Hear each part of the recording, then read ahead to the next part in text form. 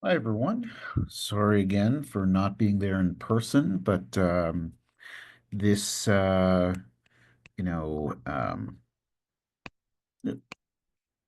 presentation lecture on March 20th really is going to supplement um, and sort of close out our section on sandwich generation, multi-generational living. I'm going to start with putting stuff on this whiteboard and then we'll sort of take it from there. So, sandwich generation, where there are three generations in a household, also called multi-generational living. And what we have in the middle is, let's say, adult children. It could be a daughter or son-in-law or vice versa.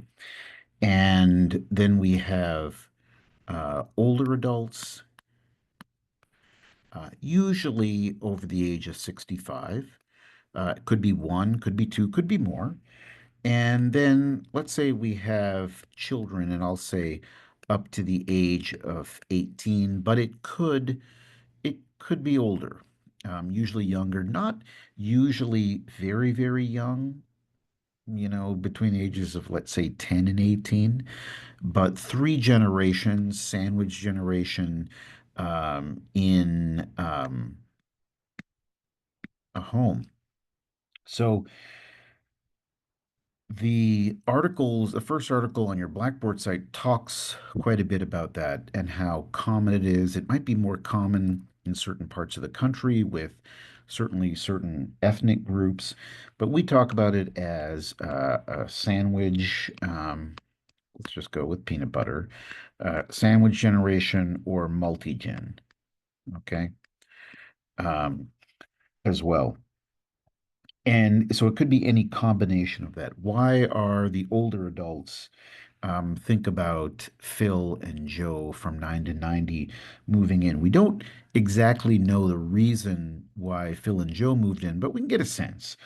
Certainly there might be health issues, chronic health issues mainly, lack of mobility, which means a little bit harder to get around. Um, and we spend a while talking about burden. This is going to be a big one, but oftentimes it's also a financial burden. It just becomes too expensive depending on other things happening. We have the older generation on a fixed income as well. It could be that there is an inability to drive, that sense of autonomy. Maybe it could be one, could be both, and so they just need transportation as well. Many different reasons, but usually a combination um, of those. And so this group here, the adult children, and sometimes this group over here become caregivers. Now, we're not talking about healthcare professionals. We're talking about helping with driving, perhaps helping with finances, although that it might be the older generation who helps their adult children with finances. Certainly, just in terms of maybe health, we saw that Joe's daughter was giving him insulin shots. It just becomes easier that way. Certainly, children could assist with companionship. Driving is a big one, could be to appointments or the grocery store. But at the same time, we see older adults who are companions for children. Might even be, if they're driving, picking them up from sporting events. They don't have to live in the same home, but if they do, it helps up until they can't. So this is sort of a first image of that. I want to share. Okay, do you want to continue with the whiteboard? Close the whiteboard for everyone. I'm going to close the whiteboard and see what happens here. Okay, so we're going to go to a couple things on the Blackboard site. Um, and they are, let's see if I can share this. Oh, I'm back to that. New screens. Here we go. Um, All of you see this article from the Pew Research Center that I asked you to look at. More than half of Americans in their 40s are sandwiched between aging parent and their own children. You can see the numbers here in this slide. It really, increases when the adult children have kids of their own, but also their family members, usually a parent or parents, are aging. Um, it is more common than you think. What I think is also important is if we talk about finances, uh, how that is impacted. The adult children, the ones who are the peanut butter and jelly in the bread, in the sandwich, are either one or one and a half, or two of them are working. So they're bringing in income. But sometimes the older adult helps with that. Usually the children are not able to help with that. Um, What's even more interesting is the level of satisfaction. If you look at the sandwich generation, how they're very satisfied with their family life. And that could be, again, think about 9 to 90. And even though there are certainly periods of stress and toughness, they are closer. First of all, they're physically closer and they spend more time with each other, good and bad, but overall, there's a general higher level of satisfaction to understand and live with multi generations as well. Um, I'm going to ask you to read a second article that is also on the Blackboard site. Let me pull that up. Multi-generational living. This was written last year, and it offers perhaps a different take. In fact, it's a very positive take on, again, multi-generational living, entitled A Step Back to Healthy Communal Life. And you can tell just by the preface here um, that the notion of multi-generational living really goes against, and it says, it's countercultural sacrifice of one's own selfishness. If you read this article, and I would like you to read it, it talks about how we are a very independent, autonomous society. Now, we started with the ethics theme of autonomy. That is built into American fabric and culture to be independent, to make one's choices. But at a certain point, especially as one ages, those choices are limited, especially if you're unable to drive or unable to walk as quickly. And so um, this almost looks like some sort of ad that, everyone is smiling and laughing and happy and making all kinds of um, family fun, all in the same kitchen. And so the idea is, now we know that this is not reality, but when you bring people together, again, whether it be in the same home or not, but in the same family, it does force closeness. This article suggests there's a lot of good in this, especially post-COVID. Um, we're not going to speak too much about COVID. My God, it's like 5 years ago, March, that we launched into that, but it separated a lot of people. It might have brought some people close together on FaceTime and Zoom, but there was physical separation of families for at least perceived health reasons. So there's a lot that has been learned since COVID about, it's time to sort of get back together. Um, and especially to move away from, you see, this America suffers from extreme individualism. I might say autonomy.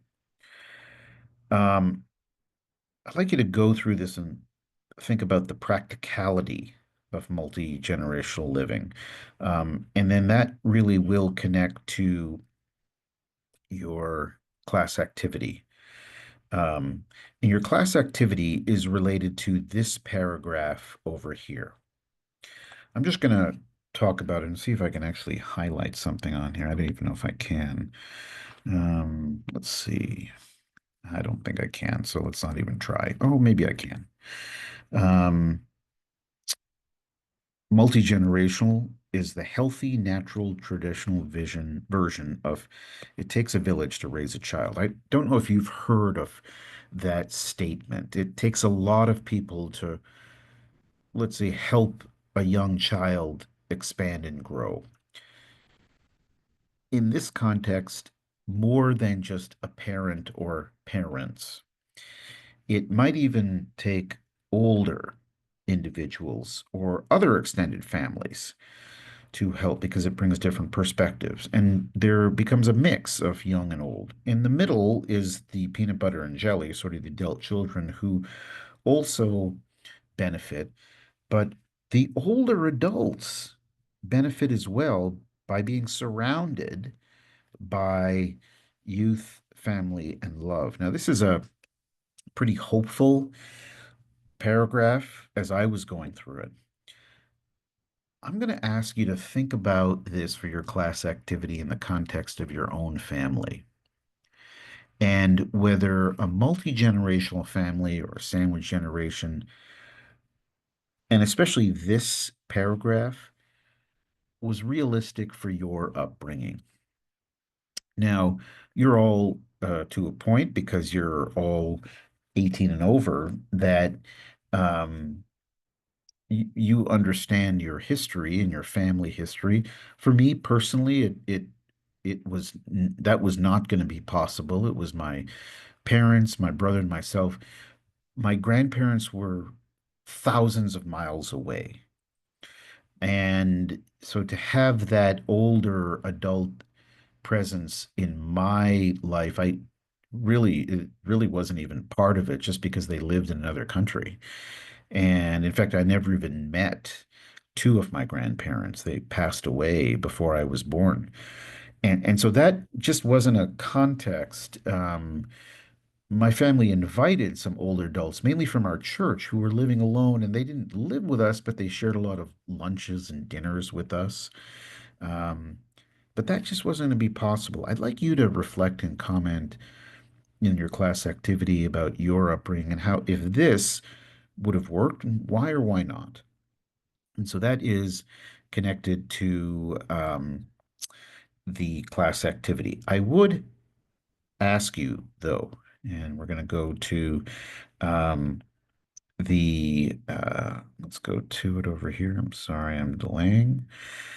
There we go. Consider your own upbringing up to the age of 18. Was being part of multi-generational sandwich household even possible? Why or why not? I'd like you to think about examples from the readings, these two readings over here, or 9 to 90 in a 2 to 3 paragraph response. Incorporate that in. So think about that, please, as you are formulating your response to this question. Go through the two articles. I think it's an important thing to think about as this idea of multi-generational living really is expanding throughout the country. Okay. All right, folks. Thank you very much. We will see you on Tuesday, March 25th. This class activity is due by the end of the day on Friday, March 21st. Thanks very much, everyone. Bye.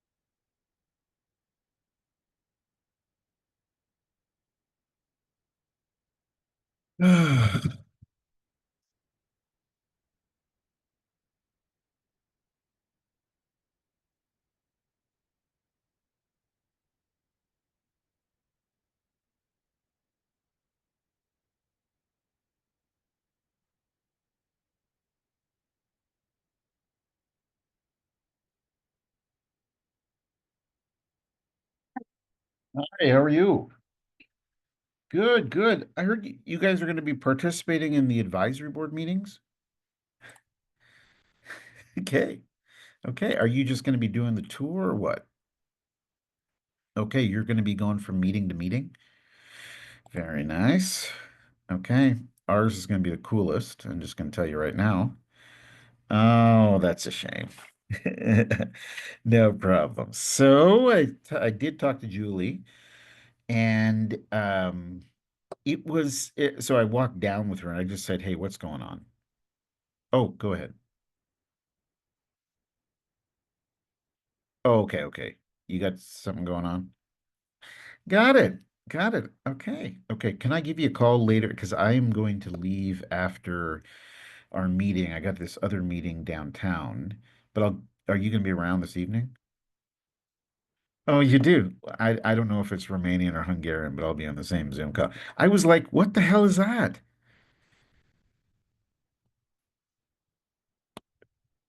I had to look it up on a map too. I'm like, where am I going? Okay, sounds good. Yeah, yeah. Okay, sounds good. All right, bye.